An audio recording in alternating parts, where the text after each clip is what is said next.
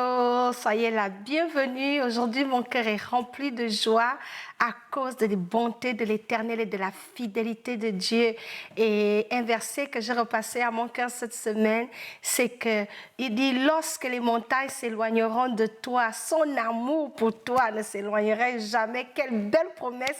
Nous servons un grand Dieu. Les promesses de Dieu me font du bien. Ça me rassure, ça me donne la joie de vivre et ça écrase les circonstances frustrantes autour de moi. Lorsque je contemple la bonté et l'amour du Seigneur pour moi, ça me donne des ailes et ça rend tous les problèmes que je peux traverser minimes et quasi inexistants. Le Seigneur est bon. Sois encouragé avec cette parole que le Seigneur et que l'amour que le Seigneur a pour toi te fasse regarder les difficultés, les situations de cette terre comme si ce n'était rien du tout. L'amour du Seigneur pour toi, c'est tellement immense. Alléluia. Je suis bénie d'être aimée du Seigneur et sache qu'il t'aime aussi. Alors, rentrons dans le vif du sujet. Nous restons dans notre série sur la sagesse pour prospérer. Alors le Seigneur, dans son désir, le travail accompli de la croix, la volonté de Dieu est vraiment que nous puissions prospérer à tous égards, qu'on prospère l'état de notre cœur. Donc c'est dans la volonté de Dieu que nous puissions aller bien.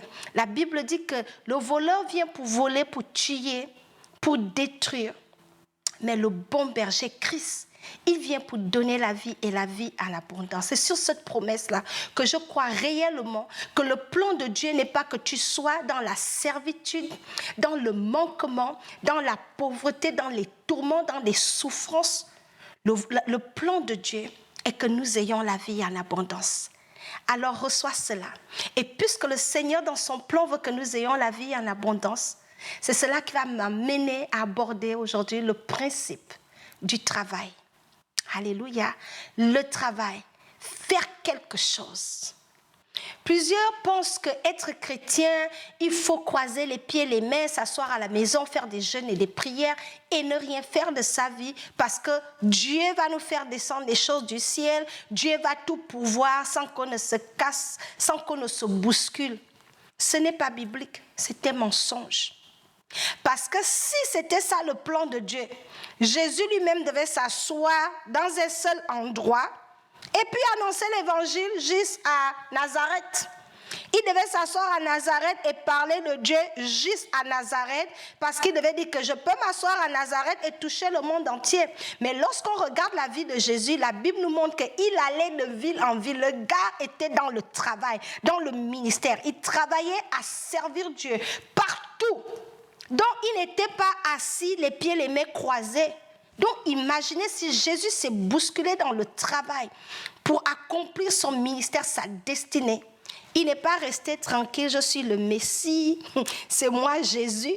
Quoique Jésus pouvait le faire, il est Dieu. Mais quand on s'inspire de Jésus, nous voyons que c'est un gars qui travaillait. Il allait dans les synagogues, il guérissait là-bas, il est dans un miracle là-bas. Il n'était jamais inactif. Notre Dieu est un Dieu de l'activité. Comment je le sais? Je le sais également lorsque je lis tout le livre de Genèse. Nous voyons un Dieu à l'œuvre lorsqu'il a créé le monde. Juste pour prendre cet exemple. Mais tout le reste de la Bible nous montre que nous servons un Dieu qui est un feu dévorant, un Dieu qui est dans l'action. Alors il désire que toi aussi, tu sois dans l'action, que tu sois dans l'activité. Le travail est de Dieu. Nous désirons prospérer. L'argent ne descend pas, ne tombe pas du ciel. Pour travailler de nos mains, lorsque nous travaillons, le travail en fait est un canal que le Seigneur utilise pour te bénir. Tu veux que Dieu te bénisse pour que tu prospères. Donne à Dieu quelque chose qu'il va utiliser. Dans quel canal il va te faire les dépôts. Mais tu ne fais rien de ta vie. Tu n'étudies pas. Tu ne cherches même pas les bricoles pour te débrouiller. Tu es assis à te tenir des bons discours. Tu te trouves toutes les excuses du monde à ne rien faire de ta vie. Et le temps ne fait que penser. Le temps ne fait que passer, mais tout ce que tu fais, tu déclares les promesses de Dieu. C'est bien de déclarer la parole de Dieu parce que nous les chrétiens, on est très très bons. Mais la parole que tu déclares là, il faut donner à cette parole-là quelque chose qui va activer cette parole afin qu'elle s'accomplisse.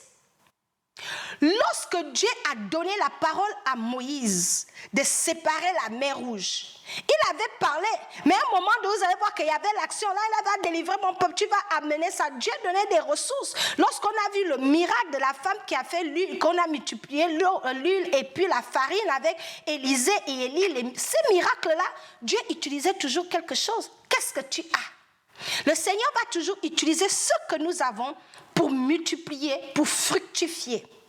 Donc le travail est un principe qui va t'aider à prospérer. Travail, ce n'est pas juste aller être dans un bureau. Travail, c'est tout ce que tu peux faire de tes mains. Travailler, c'est utiliser les dons et les talents que le Seigneur te donne. Travailler, c'est aller faire un champ où tu peux avoir la récolte. Tu ne peux pas vouloir récolter si tu n'as rien planté. C'est un principe de base. Même la nature nous enseigne. Tu ne peux pas t'attendre à recevoir une corbeille d'arachides si tu n'as pas planté des arachides, sauf si tu es allé voler.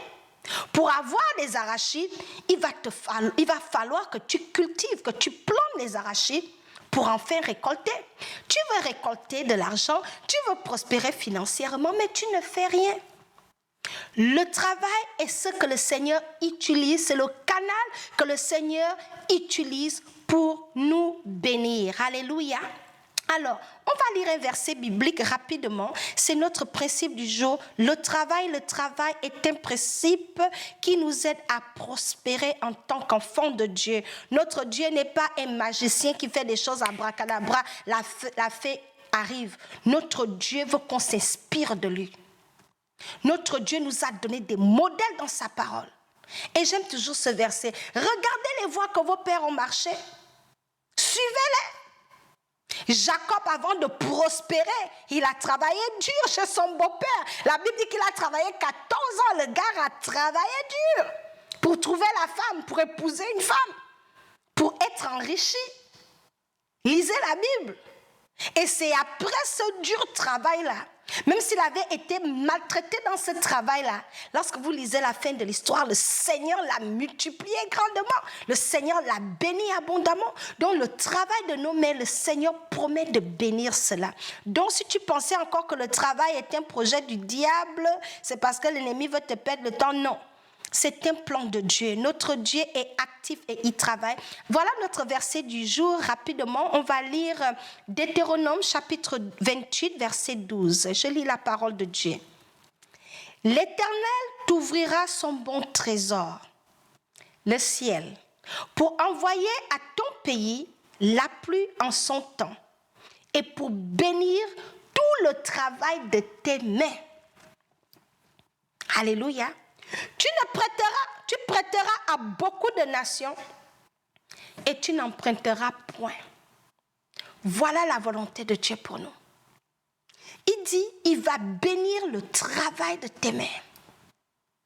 Mais tu n'as pas un travail, tu n'as pas une activité, tu ne veux rien faire. Tout ce que tu fais, tu es couché. Tout ce que tu fais, tu es dans des discours. Tu ne fais que parler. Ah, quand je vais trouver un travail. Mais tu ne cherches pas l'emploi. Comment veux-tu prospérer? Donc, en tant qu'enfant de Dieu, nous devons travailler. Et il y a plusieurs manières de travailler. Excusez-moi. Nous travaillons lorsque nous servons Dieu. Certaines personnes dévouent leur vie, dédient leur vie à servir le Seigneur. Et le Seigneur les bénit. Ne vous étonnez pas lorsque vous voyez un homme de Dieu qui sert Dieu et le Seigneur le bénit. Pourquoi tu t'énerves? Le travail est payant. La Bible dit clairement que l'ouvrier mérite son salaire. Tu n'œuvres en rien, mais tu veux avoir un salaire. D'où? Travailler, on travaille lorsqu'on sert Dieu. Par exemple, même si les hommes ne te le donnent pas, Dieu va s'assurer à te payer. Parce qu'il dit que tout travail mérite un salaire. Tu travailles lorsque tu as un emploi où tu t'en vas travailler dans une compagnie, une entreprise, tu cherches un emploi et tu vas avoir le salaire pour les services rendus dans ce travail-là. Tu travailles lorsque tu as une entreprise. Tu démarres un petit commerce, un petit business, le Seigneur t'inspire une idée d'ouvrir je ne sais pas quoi, et tu commences à recevoir. Parce que si tu vends quelque chose, c'est un service que tu offres, les gens te payent. Et le Seigneur bénit ce travail-là. Mais on ne peut pas s'asseoir à ne rien faire et s'attendre à ce que Dieu nous bénisse. Alors pour nous tous ici aujourd'hui, je voudrais nous encourager. Si pour quelque raison que ce soit, tu étais encore dans un système, dans la religion, de fois on est devenu des extrémistes, où on nous dit qu'on va attendre des miracles, où tu passes tout ton temps à jeûner, tu es dans les prières. Les prières que tu es en train de prier là, il faut te lever pour voir le exaucement. Tu es en train de dire, Seigneur, bénis-moi. Il bénit quoi exactement? Montre au Seigneur ce que tu fais. Parce que la Bible dit que Dieu veille sur sa parole pour l'exécuter. Le fait de ne pas travailler, je vous ai montré que le travail nous amène à prospérer. Mais je vais vous montrer comment le manque d'activité, c'est dans la Bible. Et si jamais vous avez regardé notre émission, j'en ai parlé largement d'ailleurs dans une émission où j'ai intitulé quand te lèveras-tu de ton sommeil? Si tu n'as pas regardé cette émission, va, parce que là-bas, j'ai eu le temps de bien développer ce principe du travail. Aujourd'hui, je veux l'abréger, mais je vais terminer en nous donnant ce verset qui se trouve dans le livre de Proverbes, Proverbes chapitre 6, verset 10 à 12 le dit, mais également le verset 24 à 33 disent la même chose. Ça dit, un peu de sommeil, un peu de somnolence, un petit peu de plier les mains, pour se reposer, et la pauvreté s'abattra sur toi comme un voleur, la disette comme un homme armé. Dieu dit, quand tu es paresseux là, tu ne veux rien faire, ne t'étonne pas de la pauvreté dans laquelle tu te trouves. Et une chose que l'ennemi a réussi à faire aujourd'hui, c'est de nous mentir. C'est de nous rendre maintenant des experts dans des excuses. Tous les jours, tu as des excuses à ne pas trouver l'emploi. C'est toi toujours tes dossiers qu'on n'accepte pas. Mais tu ne veux rien faire. Tu ne veux pas commencer quelque part. Il faut que nous sortons de ces excuses-là qui nous gardent dans la pauvreté à ne rien faire. Tu peux commencer à vendre quelque chose. Tu sais tresser. Commence à tresser avant d'avoir le salon de coiffure. Tu sais laver les habits. Va offrir ton service de laver des habits à quelqu'un. Tu ne sais pas quelle porte Dieu va ouvrir dans ça. Tu commences à laver les habits, le temps que tu réalises, tu commences à avoir un pressing. Il faut qu'on commence quelque part.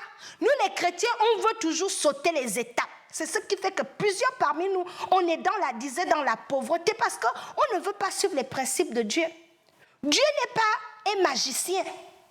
Dieu veut que nous suivons les étapes.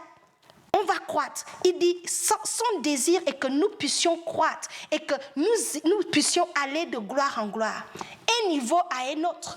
Parce que si tu n'as pas compris le premier niveau, comment il faut travailler, comment il faut se lever toi à 6 heures pour aller travailler pour quelqu'un, ce sera difficile pour te lever à 6 heures pour travailler pour toi-même. Donc, des fois, ça peut être difficile pour travailler pour quelqu'un. Mais même dans cette difficulté-là, le Seigneur veut forger ton caractère. Tu es en train d'apprendre. Donc, il ne faut pas toujours qu'on se décourage parce qu'on n'a pas encore eu le revenu tout de suite qu'on veut.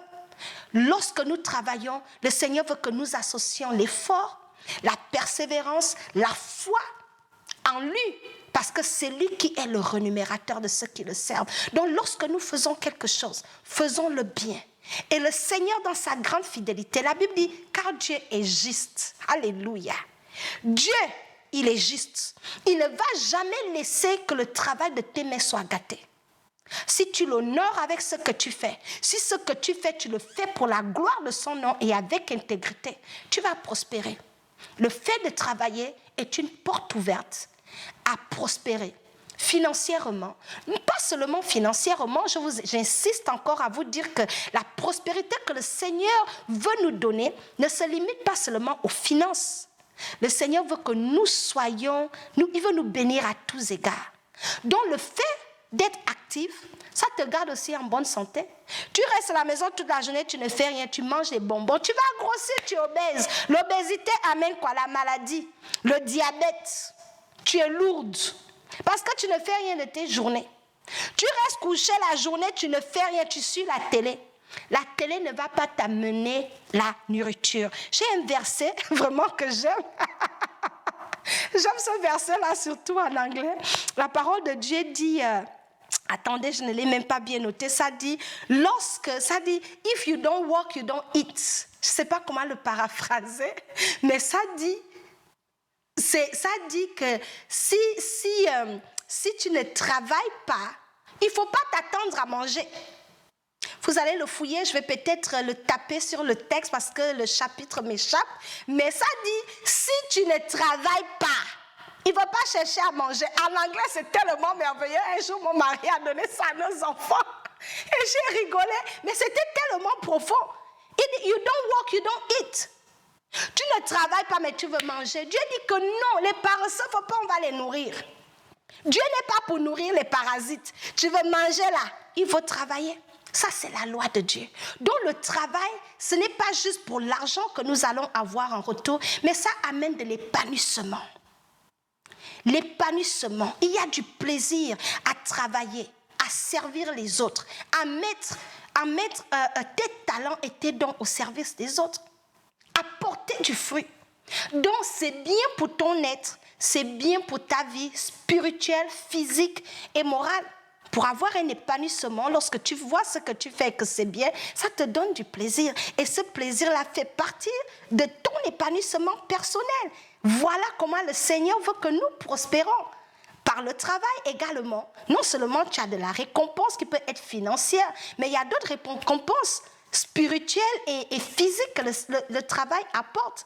Donc, mes sœurs qui me regardaient, si tu pensais encore que le travail, c'était un plan de l'ennemi, tu te trompes. C'est de la volonté de Dieu que nous soyons actifs et que nous puissions travailler. Soyez bénis, partagez ce message surtout à nos jeunes. Vraiment, partagez ça à vos enfants, à nos jeunes adultes qui pensent aujourd'hui que la volonté de Dieu pour eux, c'est de jouer les jeux vidéo. Non. Partagez ce message pour leur encourager que le Seigneur veut qu'ils soient des jeunes prospères, une future génération prospère. Ça doit commencer qu'ils aient vraiment l'éthique du travail. Et ça s'enseigne très très tôt. Donc je m'arrête ici aujourd'hui. Soyez bénis et prospérez à tous égards au nom de Jésus. Amen.